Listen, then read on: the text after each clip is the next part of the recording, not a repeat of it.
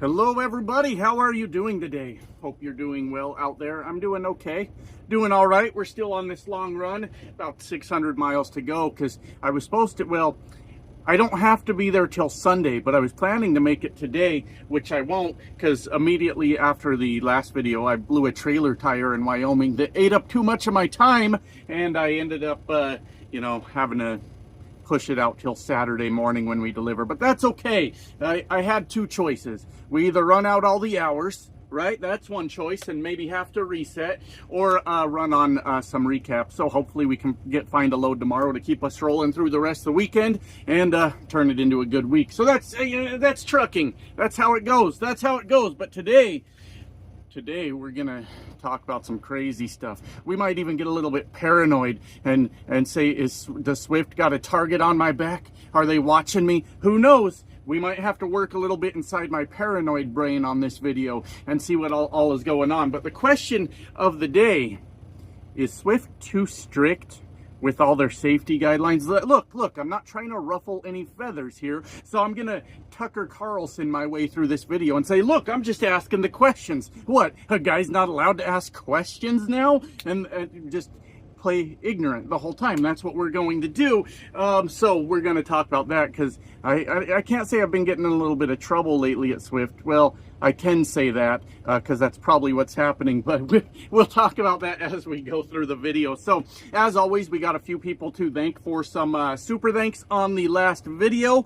We've got a really Rel with $5 who calls me the trucking Martin Luther King. Thank you so much. What a compliment. Thank you. And then we've got trucking with Todd with another $5 on the last video. Thank you, Todd. Appreciate your support. And Nitro Turtle with another $25. Nitro Turtle, thank you so much for all of your support that you have offered me and my humble little channel. If I ever get rich off this shit, I'll remember you. What do you want, a Lambo? Are you more of an Aston Martin guy? Will a steak dinner and a beer cut it? What do you need from me? Hey, let's get me rich first. Nitro Turtle, and then we'll go from there. Anyways, thank you to everyone, of course, the subscriptions, the likes, the comments, all that you are doing to help me grow my little channel here. I appreciate you so much. We'll see what the future brings with all that. So today we're going to talk about Swift's safety rules, and are they maybe a little bit too strict with all this? I don't know. Like I said, I'm just asking the question. So I do know with a company, obviously the size of Swift, safety is a very important thing to them, because it doesn't take much to sue a trucking company into fucking oblivion when a truck driver injures or kills people out on the road. And I would imagine Swift didn't get to be a big company for no reason, and they probably make decisions that affect the bottom line, and safety is the biggest killer of a trucking company. So trust me, I understand that. I'm not out here saying that we as truckers should be wreaking havoc on society and all these things, but I might think that maybe all their crazy safety rules are a little bit too far reaching. That's coming from a 10-year veteran of trucking, and obviously the greatest trucker that has ever existed. I had more points there, but I think that maybe they might go a little bit too far. And I told you guys that when I come to Swift, I am going to tell you about my experience at Swift, whether it be good, bad, indifferent, whatever it happens to be. We are going to talk about it. All right, so that's what we're going to do today. Let me tell you guys something. I have been getting in a little bit of trouble here at Swift. I told you right from the beginning. I think it was my first day into Swift. I said I am going to receive phone calls. Let me turn my AC on. I always forget to do that before I start my videos. And we're getting kind of to a time of year where it gets a little bit chilly at night. So I had the heat on back here last night, which was actually pretty nice. I enjoyed that. I don't like AC blowing on me. Summer months are kind of rough for me. But then when winter comes around, I complain about being cold. So basically, my whole existence just fucking sucks. And that's what we're really here to talk about today. It's the underlying messages that matter more. than the big message. Anyways, what the hell are we talking about? Okay. When I started, I noticed right away that this goddamn alarm goes off in the truck all the time saying that you're following too close. And I told you guys right away, I am going to get phone calls about this. Now, do I believe that I'm following too close? No, I actually don't. And you guys have heard me rail against road raging lunatic truck drivers out here before, and how not cool it is to tailgate people, especially passenger cars, things like that, and how I don't appreciate it. But I also live in a reality. Now, I didn't say but because I'm excusing that. That may have been a bad choice of words and transition into the next part of what I'm saying. What I'm trying to say is I live in reality also as a trucker, where sometimes those gaps get kind of small. There's not all the space in the world. You're trying to make your transition to get around maybe a truck that's moving slower in front of you, or any number of variables that can come up in the world as a truck driver, where maybe it's a little closer than maybe it should be. I'm not saying that Swift is necessarily wrong, but you know, things do go wrong. Maybe we overestimate ourselves sometimes and end up in accidents. That's not good. One of the things I'm going to tell you about today was probably my fault, but it's kind of silly too. We'll talk about it as we go. And yes, I have gotten emails, and now we're to the point of phone calls because of my unsafe practices on the road. Isn't that crazy? That's absolutely nuts. I'm safe. I am. I mean, we understand as truckers that the world is ever changing around us, and we just have to make these kind of decisions that may get us dinged by a company, and they might say that we're being unsafe. And if you've been trucking for any number of time, you've had this happen. Now, I got to be honest with you though. In my 10 years of trucking, I have worked for multiple companies, as you guys know, and multiple companies that have used outward and inward facing cameras. And in all that time, I have only ever gotten a phone call once about what I was doing in the truck. So I had always assumed, my friends, that I was a safe truck driver. And that one time was at GP Transco. They use that AI camera that watches the movement of your head and decides that you're not paying attention to the road. And they were actually right, because that's when I used to use the vapes that you had to fill the tanks, and I was looking down filling up my vape tank. I never tried to make excuses for myself. I obviously looked out my windshield before that and said, there's no one in front of me for miles. Now's a good time for me to look down and fill up my vape tank. And their little camera caught me, and they made fun of me. They made fun of me mercilessly because I wasn't paying attention to the road. And I concede they were probably right. It was maybe a little bit nitpicky. I'm not real sure, because I was looking out my windshield and I said, okay, there's plenty of room in front of me. Now's the time to fill this vape tank. They disagreed. Who fucking cares? Point is, I've only ever been called one time for any kind of safety issues in a truck. And the point I'm trying to make with that is, if you've been driving for a little while, you're going to receive a phone call at some point. It's just kind of the nature of the beast, right? So yes, I have been called a few times. Well, now I've been called twice, but I've received a few emails or text messages saying that I was following too closely. I disagree. I honestly do. I think that there's a lot to be said about experience that can't be compensated for through the use of a camera and technology. Keep in mind, I'm not like a weird science-denying trucker that fucking hates advances in technology and acts like a fucking crazy person when the world's changing around them. I understand that with these things, there's research put behind them. There's people that have done the math and did the science and all those things to say, hey, a truck moving at this rate of speed, carrying this much weight, takes this much time to stop. And hey, you know, I get all that. But you can't compensate anywhere for experience. And I feel like I have demonstrated over a 10-year career that, for the most part, sometimes lack of good judgment, I understand that, but for the most part, I'm a good truck driver. So what the fuck am I trying to tell you? So we knew I was going to get dinged on that. We fucking knew that. Now let me tell you about the thing that happened that I went, yeah, you know what, you kind of got me there, because I I had a situation. Now this might sound like I'm making excuses or like embellishing the story. I know that it might, because it's so fucking stupid, but I'll tell you a thing that happened. I was driving through Washington, not the apple orchard part, so I was safe from the apple orchard gangsters over there, you know, the real scary people of Washington. And I've been having a problem lately where I sometimes break out into sneezing fits. I just start sneezing. And there was a Amazon truck. I was in the right-hand lane, and an Amazon truck was passing me. While he was passing me, I started sneezing. I sneezed like 2 or 3 times. Bad fucking time to start sneezing, driving down the road with someone next to you. And sure enough, it did not go well. Now, I was not in an accident, but I gotta be honest with you, it was a fucking close call. It really was. It actually, like, I was kind of nervous after that happened. I was shaking a little bit. I started sneezing. When I regained my vision and could see, I was now sharing the lane with the Amazon driver, who was looking at me, and he was not fucking impressed by me at all. And I understand that. That was like one of those things. It happened. It was way too close for comfort. I totally agree with that. But I was sneezing, and it fucking happened. It was damn near an accident. I'm not gonna fucking lie to you guys. It was damn near an accident.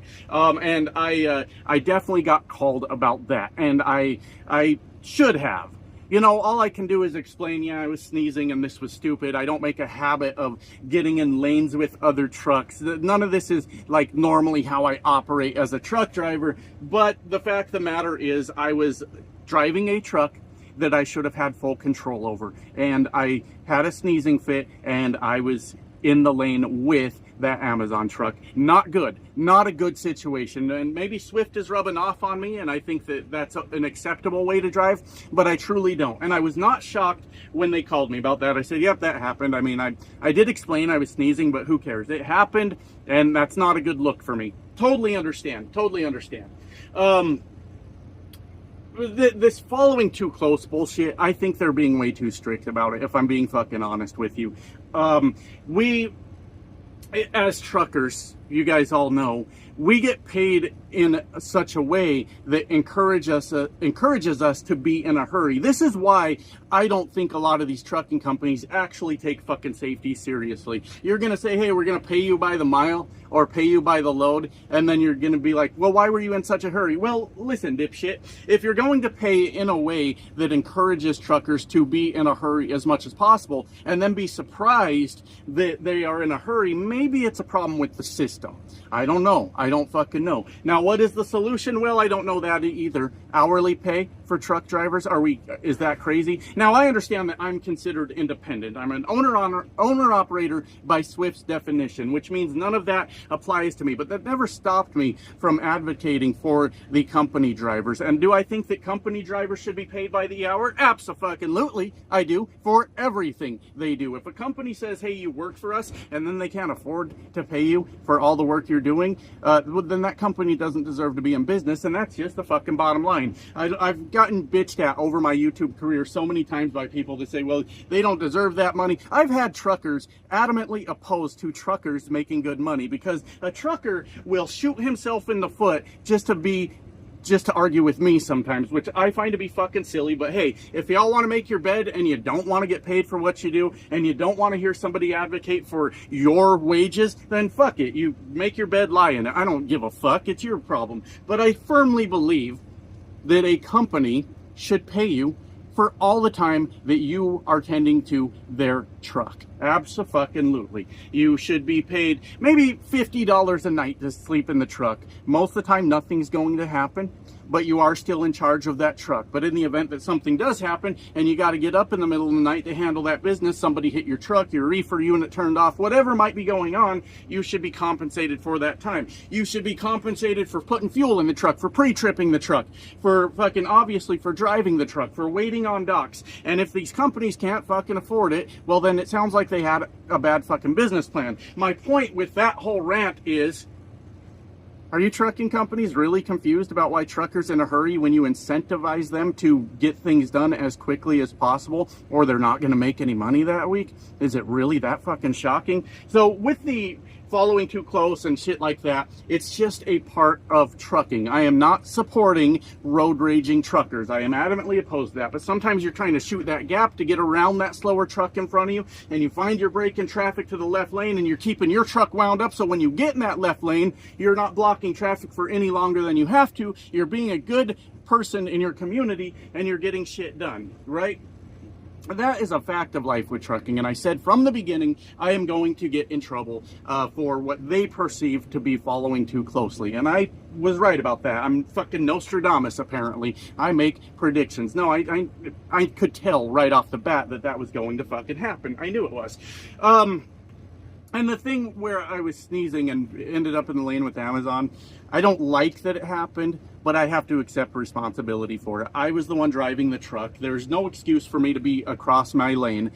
There's no excuse for that. It fucking happened. It's fine. I accept that. They can ding me on that one. Now, here's a really fucking stupid one, though, that I just got called on yesterday. Let me tell you guys about this. Now, my truck runs about 71, 72 on the pedal, 68 on cruise. Your pedal should always be faster. I wanted to clear that up a little bit because I had mentioned in a live stream, I think, that my truck goes, it's that like that 71, 72 range on the pedal. It's kind of split between the middle of those, right? 71 and a half, let's say.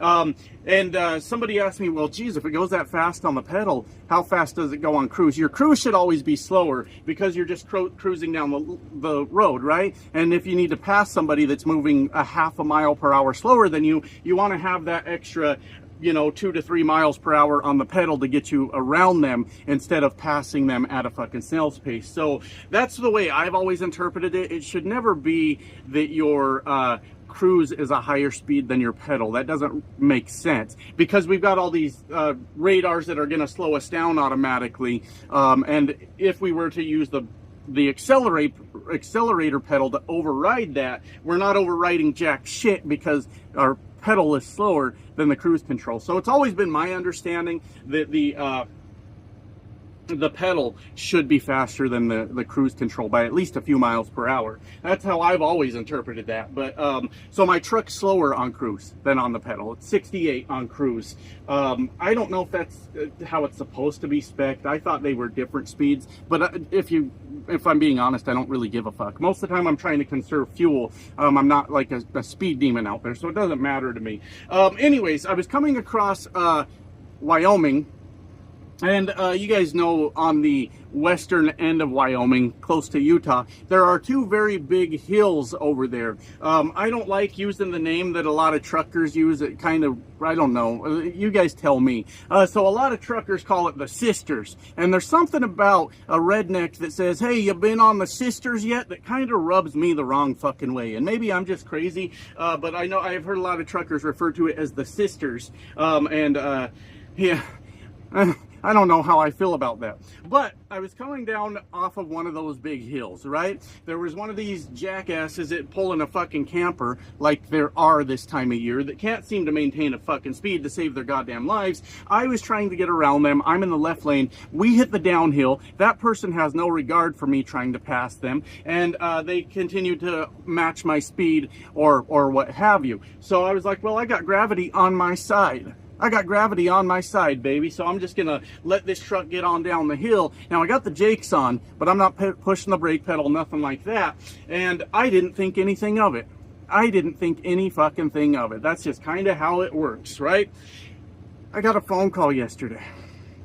So, Josh, we got another camera incident with you that we need to talk about. I said, okay, shit, what did I do now? Fuck, was I too close to this guy? Was I too close to that guy? What is it that I did? And so I'm trying to kind of go through that in my head while he's explaining. He says, you were over in Wyoming going down a hill and your truck hit 76 miles per hour. And I said, okay, what's the thing you're calling me about? And he goes, that's it. Your truck hit 76 miles per hour. I said, that's it? That's what you're calling me because my truck hit 76 miles per hour. Oh, the fucking audacity of me to go 76 miles per hour in a truck on a downhill. That doesn't seem that bad, right? So I'm confused, actually, why he's calling me. Why are you telling me that my truck was going 76? I don't fucking care. I don't give a shit. This is probably the video that gets me shit canned from Swift, by the way. I predict things, right? But he says, hey, the policy for owner-operators is 72. Said the truck can never exceed 72. There's a real world out there. There's a real world going on. Now, I shouldn't be able to exceed 72 anyways, but gravity is a thing. The weight of the load is a thing. And you're trying to get around traffic. You're doing whatever it is you're doing. This doesn't seem that fucking bad to me. What is going on? It hit 76. That's either a 75 or an 80 mile per hour zone. It might be 75. Could be 80 though. I don't remember. Either way, did you just call me to tell me my truck was going 76? Why are we doing this? Well, apparently I broke policy. Apparently I broke the fucking policy of driving the truck too fast. Now, all of this to say that, look, I can adjust my driving. The thing with the Amazon truck, completely my fault. I deserve that phone call. Fuck it. That's just how it goes. It's obviously not a mistake that I make on a frequent basis because I would have been in multiple accidents by now if I did. The thing with the following too close, I'm trying when somebody cuts me off or when I'm gaining on somebody pretty rapidly. Yeah, I'll get the truck slowed down. But you could fit 2 trucks between us still and they're like, you're following too close. How? I mean, it's the following distance measured in seconds. I fucking get that. But I think it's a little bit too extreme. I really, really fucking do. But a truck traveling 76 miles per hour in a 75, I don't think it warrants the phone call. It's their rules. I get it. I'm playing by their rules. I fucking understand. I don't think it's a big fucking deal in the least. I don't. Now, I'll keep my truck under that 72, I guess, from now on. I mean, I'm playing by their rules, right? But that fucking seems a little bit absurd, if I'm being fucking honest with you. I wasn't hitting 80. I wasn't hitting 85. 76. 76 is what I got a phone call about. Now, listen. I told you I would tell you everything about my experiences. I know the risk involved. I do. I understand that. I'm not in any position in life right now to be getting kicked out the fucking door at a trucking company. I'm just really not. But I owed it, I think, to my viewers to tell everybody how it's really going over here. To reiterate, I understand why trucking companies have safety policies. I even understand why they are important. I understand why a company as big as Swift would probably be a little bit stricter than other companies. I get all that. I get all that. I think there should be some give in that. A little bit of accounting for experience. Pull my driving record. Like overall, my driving record. Pull any safety record in the world you want to. And say, this guy's a safe driver. Never even had a fucking ticket. I failed a few violations, a few inspections, but who the fuck hasn't that spent any time on the road? They're going to get your ass on something sometime. You are going to have some dings on an inspection. That's just part of it, baby. That's part of the fucking road. That's part of doing it. What else do I got? Oh yeah, let's do the tinfoil hat conspiracy to end it, right? Because I do actually have a concern with this kind of going into the future. So is Swift real upset with me about my videos? Are they finding a way to take me out? Are they like really enforcing their rules by the book just for old this guy trucks over here, just so they can go, well, you were unsafe, so now we got to let you go. That's my tinfoil hat conspiracy, right? But my concern with that is, do I have to make a decision at some point? Now, is Swift going to screw up my record? Well, okay, I'm the one that is being unsafe, right? And they can point to all the factual information that I went 76 miles per hour. What a fucking menace that guy is. What a menace to society that guy is. We caught him going 76, officer. Can you believe it? Oh, fuck, arrest me, sir. I am a danger to society. But anyways, my concern with that would be, we're still not in a good freight market, right? Now, I have no doubts that like other trucking companies would hire me if I needed it. You guys understand that I'm trying my best to not bail out of a trucking company every 3 months like I used to. Last place I was there for 9 months. Swift, we passed 3. We're well on our way to 4. We might make it to 4 before they kick my ass out the door. Anyways, I would be concerned of maybe not necessarily abuse of the DAC report. Not a whole lot of companies, not all the companies use the DAC report anyways, but maybe to a point kind of abuse and being like, yeah, he was an unsafe driver, so we let him go. And does that really start to fuck you at that point? So now I'm kind of keeping an eye on the situation, if I'm being honest with you guys. If I get another phone call, what's the next step? I don't really know. Do they suspend me? Do they shut me down for 2 days or 3 days until I can get my act together? Well, after that, the only reasonable step left is probably termination of the contract. Look, he's unsafe, so we got to let him go. And I have to position myself in a way to be ahead of that in the event that it starts going that direction. I do not believe myself to be an unsafe driver. I am someone that has spoken out heavily against actual unsafe drivers out here. And while I understand, like I've said, while I understand the need for safety in trucking, and I highly encourage safety in trucking, I think that some of these are going just a little bit too fucking far. I think they are a little too strict when it comes to safety issues. And I have watched a lot of people's Swift videos. Oh, there's a lot of Swift videos out there of people getting fired from Swift. I'm going to tell you guys, here's my final parting words. I have watched a lot of guys on here claim that they got fired for being an unsafe driver, and they said they weren't an unsafe driver, and they didn't believe that they were doing anything wrong, and Swift was just being assholes and firing them over it. And I always thought that those people were maybe delusional or just making excuses or maybe even lying to their viewers. I do believe there is some merit now to some of those videos that have been made. That's it. That's all I'm saying. What? I can't just ask the questions? Bye now.